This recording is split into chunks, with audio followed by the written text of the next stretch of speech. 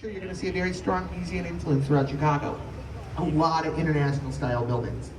Ironically, Bertrand Goldberg, architect of the Marina City Towers, we call them the corn cob buildings. Goldberg was a student of Van der Rohe's. He clearly rejected the international style. His philosophy was there are no right angles in nature, so there shouldn't be any right angles in architecture. A lot of people are very curious as to how these buildings are constructed. Think of a flower. The elevator is the stem, and each condo is a pie-shaped petal. And they really are pie-shaped. The narrowest part is where you enter the unit, the widest part is the balcony. One piece of pie is a studio, 1.5 pieces of pie is a 1-bedroom, 2 pieces of pie is a 2-bedroom. Pie-shaped condos make for very interesting interior design choices. It was completed in 1967. In the 60s, people were moving from the city to the suburbs, so they had an idea for a city within the city. When Marina City Towers first opened, it had a movie theater, a bowling alley, a grocery store, a dry cleaner, a marina, a couple of restaurants, and a skating rink. They unfortunately had to close the skating rink a few years ago when someone accidentally skated over the edge. I'm kidding, that didn't really happen. There really was a skating rink, I just don't know why it closed. But now I have a sense of who's paying attention and how dark I can go with my humor. It works for me. On the other side of the bridge is the Reed Murdoch Center. Completed in the early 1900s. The original architect is George Nimmons. Nimmons is known for his industrial work. So this is a red brick masonry constructed building that is now a converted warehouse. If you were taking this tour in the early 1900s, there's a chance that you would be bored, because all you'd be looking at is industrial buildings. This is one of the few remaining left on the river. If you look up, there's a clock tower. There are lots of clock towers in Chicago. Anybody want to know why? Believe it or not, in the early 1900s, not everybody could afford an iPhone. And how else are you going to know what time it is? I can't afford one now. They're like $1,600. Then we've got this blue green glass building with a silver steel, 300 North LaSalle, completed in 2009. The architects are Picard and Chilton. And it is LEED certified platinum. So LEED stands for Leadership in Energy and Environmental Design. Platinum is the highest designation you can get. Lots of different features that make this building worthy of a platinum designation. It's got a rooftop garden to mitigate rainfall, and it uses river water for its cooling system. So it takes the river water in, uses it to cool down the air conditioner, and then spits it out a degree or two warmer. It is one of about a dozen buildings on the river that use river water for its cooling system. Then we have the Merchandise Mart of Chicago. Completed in 1931, the architects are Graham, Anderson, Probst, and White. And it is Art Deco. Art Deco is defined by having a limestone facade, strong vertical lines that draw your eye up, setbacks, and geometric ornamentation. It's also the second largest building in the United States of America, with number 1 being the Pentagon. It has 8 miles of hallway. Now, it was originally built by Marshall Field to consolidate his warehouses. In 1945, he had to sell it due to back taxes. Joseph P. Kennedy purchased it for $13 million. In 1998, the Kennedy family sold it for $575 million. It's what you call a really good return on your investment. I'm glad it worked out for them. They did not sell the piece of property next to the Merchandise Mart. It was a parking lot that they didn't think would ever be very valuable, so they were going to throw it in the deal in '98. Their facilities manager convinced them they should hold on to it. And as you can see, they developed it. It's an area called Wolf Point, and it's an important place in Chicago's history. One of our first homesteads is here. Early 1800s, 66 people lived in Wolf Point. But they had a general store, a church, a post office, and 3 taverns, which is about on point for Chicago's tavern to population ratio. It was in one of those taverns where Chicago got its name. Trying to figure out what to call this area, they decided to call it their version of what the Native Americans called it. Native Americans called this area Chicagua, which means stinky onion, which is what was growing along the banks of the Chicago River. Now, we've got this building with the arch, River Point, completed in 2017. The architects are Picard and Chilton. As of 2020, it is LEED certified platinum. We're turning onto the South Branch. And one thing to keep in mind is that all the buildings that we're about to see on the right side of the boat, they're all built over active train tracks. And building over active train tracks, well, it introduces some interesting structural engineering conundrums, best evidenced by the building 150 North Riverside. You might be looking at it when none of the architects ever even built a Lego tower. It was completed in 2017. The architects are Getchell Partners. And on one side of the plot of land, you've got the river. On the other side of the plot of land, you've got train tracks. So the most the base of the building can ever be is 40 feet wide. You can't build a very tall building on a tiny little base. They figured out a way to make it work. See these silver things that go all the way up the side of the building? They're called I-beams. They're made with a steel from Luxembourg, and they're the strongest I-beams in the world. They go deep, deep into bedrock. And on the top of the building is what's known as a mass damper system. It's 160,000 gallons of water and 4 containers on rollers. And if the computer indicates the wind is going a little too hard in one direction, it activates the damper system and sends it in the opposite direction as a counterbalance, or a ballast if you will. Then we have 100 North Riverside, completed in 1990. The architects are Perkins and Will. Boeing bought the building in 2001. They did not buy the land. They are on a land lease. What that means is that every year they pay money to rent the land upon which the building they own is built, which is ridiculous. It's just not the most ridiculous thing you're going to hear in this tour today. That's going to come a few more buildings down. Then we have 2 North Riverside, completed in the 1920s. Halliburd and Root are the architects. It was home to the very first public plaza in Chicago, as well as the Chicago Daily News, which is a newspaper that went out of business in the 1970s, but it is where syndicated columnist and Pulitzer Prize winning writer Mike Royko started his career. Now this little neighborhood is called the West Loop, and it's one of the hottest neighborhoods in Chicago. You'll find some of the best restaurants in the world in the West Loop. 60, 70 years ago, it was Skid Row. All you're going to find in the West Loop then is gin joints, flop houses, and broken dreams. It got turned around when they built a series of 4 buildings called the Gateway Center. Gateway 1 is a 22-story international style building completed in 1965. Skidmore, Owings, and Merrill are the architects. Bruce Graham is the lead architect. Now, all of the gateways are built over the gates for our trains. And in America, we have a thing called air rights. That means people own the air above their home and above their property. So no one can ever build on top of it without their permission. Through the years, the owners of Union Station have sold their air rights to 6 different entities. And they've turned around and they've resold them multiple times. It's to the point where the owners of Union Station can't figure out who owns what. And it's a little confusing. It is, however, the most ridiculous thing you're going to hear in this tour today. People are buying, selling, and renting air. Gateway 2 is an identical 22-story international style building as Gateway 1, completed in 1967. Skidmore, Owings, and Merrill are the architects. Now, I've said Skidmore, Owings, and Merrill a number of times. They're an architecture firm that was established in Chicago in the 1930s, and they're prolific. I'll give you a sense of how prolific they are. That black building is Skidmore, Owings, and Merrill. That black building is Skidmore, Owings, and Merrill. That white building, that green glass building. To the left behind you, that white building, that black building. And if you look up in the sky, there's a very tall black building with a flat roof and 2 white antennas. Any guesses who the architect is? It'd be very funny and weird if it was anyone other than Skidmore, Owings, and Merrill.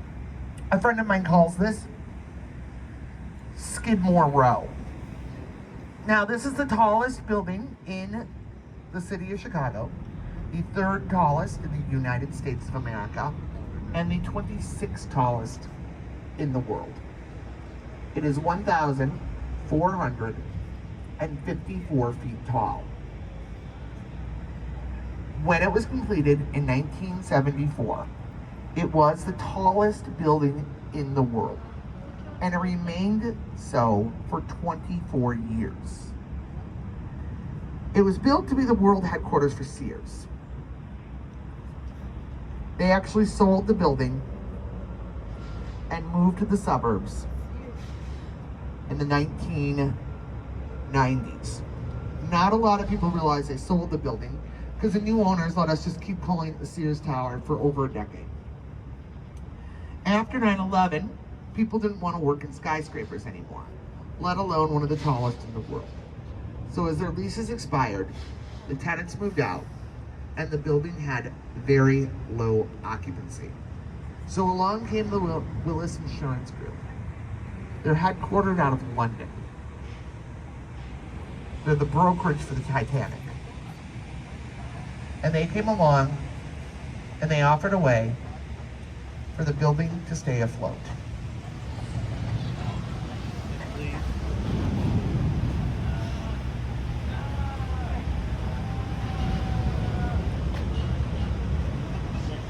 It's just the tip of the iceberg. Literally. By renting 3 floors in exchange for the naming rights. So they rent 3 floors. They do not own the building, and they're not the principal tenant. The principal tenant is United Airlines with 25% of the building. Now I learned that United Airlines renegotiated their lease, and they have the naming rights. So when Willis's lease is up, it could become United Airlines Tower, which is better because it is Chicago's hometown airline. I mean, either way, my heart will go on. Oh, yes. It's all coming back to me now. It's called the Willis Tower. That is the official name of the building. In Chicago, we spell that S-E-A-R-S.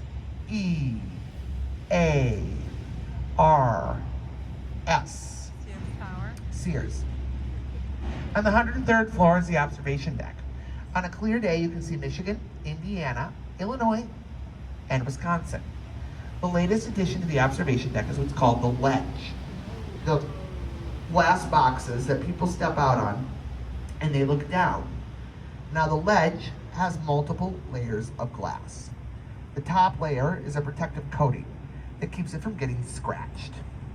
It needs to be replaced about every 5 years. The only way they know it's time to replace it is when someone steps out onto the ledge and that layer cracks beneath their feet. It happened most recently in June of 2019. Good luck. So Skidmore, Owings, and Merrill are the architects. Bruce Graham is the lead architect. Dr. Fazler Khan is the structural engineer. And he is considered to be the Isaac Newton of structural engineers. So the building is made of what's called bundled tubular construction. It's 9 75-foot boxes that are bundled together to allow for the height and protect from the wind, making it a very, very strong building. It does sway 18 inches in any direction on a windy day, which you want it to do to avoid structural damage, like broken windows. But people who work there have reported going to the bathroom on a windy day, and the toilet bowl water is just a splashing away. Which some people think sounds gross. I, for one, remember the great toilet paper shortage of 2020, and will appreciate a bidet any way I can get one. It's pandemic potty humor. This red brick building is called the Great Lakes Building, but before that, it was home to a temporary structure called the Wigwam, which was built in 1860 to host the 1860 Republican Party Convention. It was there at the 1860 Republican Party Convention that a politician from Illinois received the party nomination and went on to be president of the United States. Anybody know who that was? Abraham Lincoln is correct. Now we're headed onto the main branch of the Chicago River, which marks the beginning of the Riverwalk. I'm going to tell you all about the Riverwalk in just a minute, but first I want to talk about this green glass building, 333 West Wacker, completed in 1983. The architects are Cone, Pedersen, and Fox. And it's in a style that we call contextualism. That's when the building's footprint pays homage to the topography of the land. So we've got a curve in the river, we've got a 360-foot curving glass curtain wall. On the street side, it conforms to the grid. On a lighter note, it's where Ferris Bueller's dad worked. Now, it's also my favorite building during the day on the river. I love the way it reflects everything. As I mentioned, it marks the beginning of the Riverwalk, which was completed in 2016 and allows you to walk all the way from 333 to Lake Michigan. People ask if there was a Riverwalk before, and the answer is yes. However, it wasn't very inviting. It had that you couldn't walk under any of the bridges. So every time you came to a bridge, you'd have to go up the stairs, across the bridge, back down the stairs. So they added walkways and those silver things, they're called eyelashes. They keep you from getting hit in the head with debris.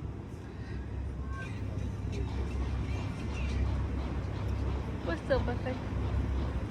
And then each bay, that's what we call the areas between each of the bridges, each bay has a theme and a name. This particular bay right here is called the Cove. It's ecological. It's got floating gardens with fauna that's native to the Chicago River. You can fish there. It is catch and release. We do not recommend you eat fish from the Chicago River. The good news is there's fish in the Chicago River. In fact, I just read this week there were up to almost 80 different types of marine life in the river. In the 70s, we had 5. And in the water, they have cloths that have microorganisms to feed the fish. Then they've got what's called the Fish Hotel, which is designed to promote the spawning of more fish. If you think about it, it's kind of nice. They can go for a romantic dinner, and the hotel isn't very far away. Now, Mayor Daley commissioned the Riverwalk about 15 years before it got complete. Coming into view, we've got a building with a white base and a stack of floors that's glass and steel. 77 West Wacker, completed 1990. The architect is Ricardo Bofill, and it's in a style that we call classical modernism. So at the base, we've got arches, which we associate with classical Roman architecture. And the stack of floors, glass and the steel, that's the modern element. And at the very, very top, there are pediments, which we associate with classical Greek architecture. Then we've got 55 West Wacker, a building that looks like a hashtag. I read about a tour guide who specializes in ugly buildings, ugly architecture, and he referred to this as the Danny DeVito of buildings. Then we've got the gray building with the silver mullions in the window. This is the Leo Burnett building, completed 1989. The architects are Dinkaloo and Roach. And it's an award-winning building designed to be a column within a column within a column. It is home to Leo Burnett Advertising Agency, which is world famous. Some of their campaigns include Tony the Tiger, Snap Crackle Pop, the Meow Mix song, and my favorite, the Pillsbury Doughboy. Now, coming into view is the old Jewelers building, and it's in a style that we call Beaux Arts. So Beaux Arts is defined by having a decorative base, stack of floors, decorative top. On the very, very top, there's a dome. In architectural terms, that's called a belvedere. And this was the home to the Stratosphere Lounge. People are gonna try to tell you that's where Al Capone hung out, but he was already in jail by the time it opened. Then we've got the green Art Deco building with the gold spire on top. It's the Union Carbide and Carbon building, completed 1928. The architects are the Burnham brothers, Daniel Burnham's sons. And it's said to be inspired by a New Year's Eve celebration when they opened a bottle of champagne. And then it's the protest to Prohibition. I don't know if that's true or not, but it is 24 karat gold plated on top. And then this is our Vietnam Veterans Memorial. Along the wall is a plaque that lists the name of all of the fallen soldiers who were residents of Illinois. And we're going parallel to East Wacker Drive. There's also Lower East Wacker Drive and Lower East Wacker Drive. There's also North, South, and West Wacker Drives. If you're directionally challenged like myself, we recommend you avoid them at all costs. You're going to get lost. Your GPS will be unreliable. It's been described as a portal to disappointment. So now I want to draw your focus onto the left side of the boat in the direction of travel. Up ahead, we've got the Wrigley Building, which is also in that Beaux Art style. So it's got that decorative base, stack of floors, decorative top. It's also got 6 different shades of glazed white terracotta, starting off with the darkest at the bottom, working its way up to the lightest at the top, which some people say was inspired by sticks of chewing gum because it was once home to Wrigley Chewing Gum Company. It was completed in 1924. The architects are Graham, Anderson, Probst, and White. Then across the street from that is a neo-Gothic tower, the Tribune Tower, completed in 1925. The architects are Hood and Howells. And it's inspired by European cathedrals. So if you look up, there are flying buttresses. In European cathedrals, flying buttresses are load-bearing. The Tribune Tower, they are merely ornamental. Now on the right side, up ahead is this tall blue glass building. The kids on Reddit call it the Wiggly Building. Its real name is the St. Regis of Chicago. It was completed in 2020. The architect is Studio Gang. The lead architect is Genie Gang. And that is the tallest building in the world with a female architect as a lead architect. It's also overall the 3rd tallest building in the city of Chicago. It is apartment, condo, hotel, retail, and office space. If you look up towards the top, it looks like it's not quite finished. That's called the blow-through floor. The building did not pass the wind shearing test, so they left that open like a vent for the air to blow through. Without it, the top of the building could break off. So that's a thing. Then we've got this red brick building, the Hyatt Regency. South of that is a white building with black vertical windows, the Aon Center. It's also been called the Standard Oil Building and the Amico Building. And it was originally clad in Italian Carrara marble, which is some of the most expensive marble in the world. It's what Michelangelo used. To cut down on building costs, they trimmed it too thin, and it didn't hold up well during Chicago winters. They eventually had to take it all off and reclad it in North Carolina granite. Cost them about $80 million, which just goes to show you can't take marble for granted. I don't tell that one very often, but I'm feeling bolder. It takes some stones. I get it. I have a whole slate of jokes, but I don't want to bore you. Now, we are on the Chicago River. At its deepest point, it's 22 feet deep, and it used to flow into Lake Michigan, which was and is our source of drinking water. In the 1800s, we treated this river like a toilet. We used it to discard all of our industrial, animal, and human waste. You can Google pictures of chickens walking across the Chicago River. In 1885, we had a torrential rainstorm with very strong winds coming out of the west. And the concern was the wind was going to push the river water 2 miles off the shores of Lake Michigan into our drinking water intake. And then we would have a problem. Luckily, that didn't happen. But we knew we needed to do something. So we formed the Metropolitan Water Reclamation District.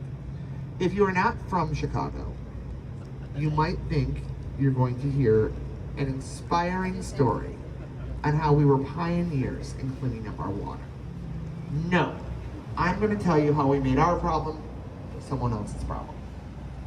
Between the South Branch of the Chicago River and the Des Plaines River, there's a portage. We dug a canal 35 feet deep because gravity says water goes to the deepest point. We named it the Sanitation and Ship with a P canal. And on January 2nd, 1900, we opened the canal and we reversed the flow of the Chicago River. So now it flows down the South Branch, down the canal, down the Des Plaines River, down the Illinois River, down the Mississippi River, all the way to the Gulf of Mexico. We could take this boat to New Orleans if we wanted to. I have to go home and write a podcast episode about Mies van der Rohe, but we could. I digress, we got sued. First by St. Louis, because their source of drinking water was and is the Mississippi River. And they were concerned that we were going to contaminate their drinking water. They brought this all the way up to the United States Supreme Court, where the case got dismissed for 2 reasons. Number one, they could not prove the contamination originated in Chicago. And number 2, they were doing the same thing with their waste. But don't worry, they got even with us. They bottled up that gross, disgusting river water and sold it back to us in the form of Budweiser. We then got sued by Michigan, Indiana, and Wisconsin. They claimed we were draining Lake Michigan. We lost that lawsuit, so the Metropolitan Water Reclamation District built the Chicago Harbor Lock. The lock was built for one reason, and that is to regulate the amount of water that comes into the Chicago River from Lake Michigan. Because of the lock, Lake Michigan is now a few feet higher than the Chicago River, so every time the lock opens, about 800,000 gallons of Lake Michigan water comes in. On the left-hand side, we've got this building with a curving black glass curtain wall. Lake Point Tower condominiums, completed 1968. The architects are Shipwright and Heinrich. Now, there's a rumor that Oprah Winfrey used to live in this building. Oprah never lived here. She might have started the rumor herself because she lived at Water Tower Place and she just didn't want people to know where she lived. On the top of the building is a disc. That was a French restaurant called Cité. It did not rotate. But you got great views of the Cité. Then across the street is Navy Pier, built in 1916. It was originally called Municipal Pier Number 2. There never was a number 1. They were going to build that later on the south side. We decided we didn't want any commercial boating, so they moved everything and renamed it Navy Pier after World War I to honor our veterans. World War II, we did our part. It was a naval training facility. Then it was University of Illinois at Navy Pier. Then it was empty for about 30 years. In 1995, they completed a $255 million renovation. And it's one of the top tourist destinations in the state. There's a lot to do. The Ferris wheel has fully enclosed gondolas, which are climate controlled. There's a Tony Award-winning Shakespeare Theater. Lots of places to eat and drink at various price points, including Offshore, the largest rooftop bar in the United States of America. They opened a hotel about 4 years ago, and there is the Chicago Children's Museum. I have not been there. I assume that it is displays of children through the ages. If not, it should be. Okay, we're gonna pause here for a moment. We're gonna position the boat so that it is parallel to the bridge, give everybody an opportunity to get a postcard perfect picture. And if you have any questions, now would be a good time to get those answered.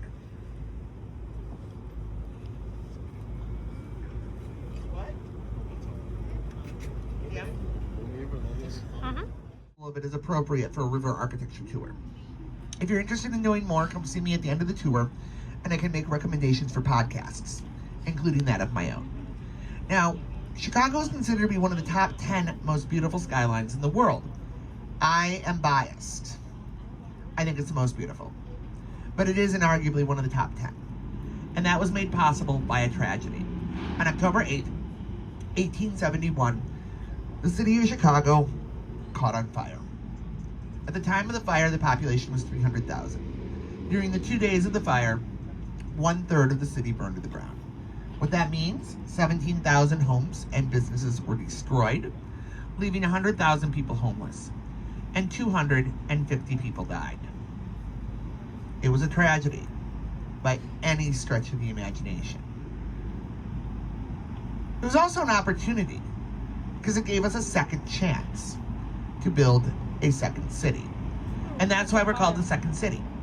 Not because we're second to New York, because they would have you believe, but because we literally built a second city on the ashes and debris of the first city. Now, that's the aftermath. How did it start? We know the fire started in Mrs. O'Leary's barn. Legend has it, Mrs. O'Leary went out to milk her cow. The cow got a little excited, kicked over a lantern, and burned down 1/3 of the city. This was widely believed Mrs. O'Leary was hated and ran out of town. We later found out it was a made-up story by an out-of-town journalist that could sell more papers the next day. And in 1997, the City Council of Chicago voted to exonerate Mrs. O'Leary, and the cow. Some people call it utter justice. So what it really was a culmination of unfortunate circumstances. Chicago had been experiencing a drought. We got about 1.5 inches of rain in 2 months. And the entire Great Lakes region was experiencing a drought. And there were fires throughout the fall in Chicago, including one the night before. So the firefighters were exhausted, and the equipment in need of repair. Probably didn't help that everything in Chicago was hastily made out of wood. Buildings, bridges, streets, sidewalks, and pipes. And the fire started in the industrial part of town, which means warehouses. And in the path of the Great Chicago Fire, there was a warehouse that housed coal, and another one that housed matches. It got out of control pretty quickly. It's hard to imagine, but Chicago looked like what you see when you see pictures of the West Coast wildfires. Luckily, it started to rain about 2 days later, and that extinguished the fire. Now, we started to rebuild right away, and we wanted to become a global city.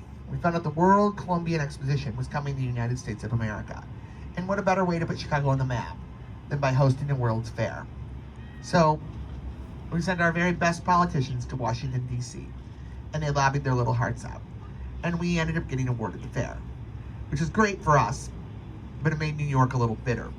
And one of their journalists referred to our politicians as windy windbags from the Windy City, who were full of hot air. And that's why we're called the Windy City. Not because we're the windiest city in America, which we are not, because our politicians are full of hot air. I find this to be very unfair if you know anything about Chicago politics or Illinois politics as a whole. We are known for having some of the most honest, above-board politicians you could ever hope to vote for. Well, they're under indictment. Now, the fair ended up becoming one of the most important events in Chicago's history, starting with Daniel Burnham, who planned what's famously known as the White City. It was on the south side in Jackson Park. It was comprised of 250 temporary buildings made out of material a little bit like drywall. He got so interested in city planning that he went on to be a city planner, and he planned many notable cities, most importantly his hometown of Chicago. And we are considered to be one of the best planned cities in the world. If you're enjoying our expansive boulevards, you can thank Daniel Burnham. The landscape architect was a guy named Frederick Law Olmsted. He's a bit of a rock star in architect circles. He designed Central Park, Prospect Park, the entire park system of Louisville, Kentucky, and the list goes on and on.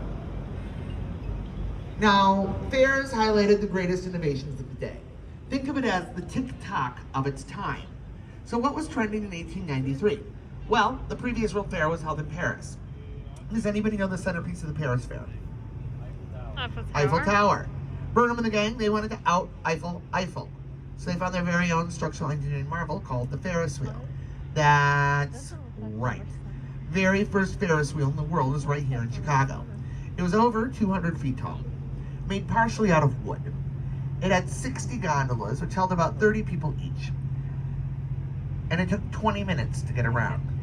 Other innovations include juicy fruit gum, Cracker Jack, the zipper, a little thing called electricity.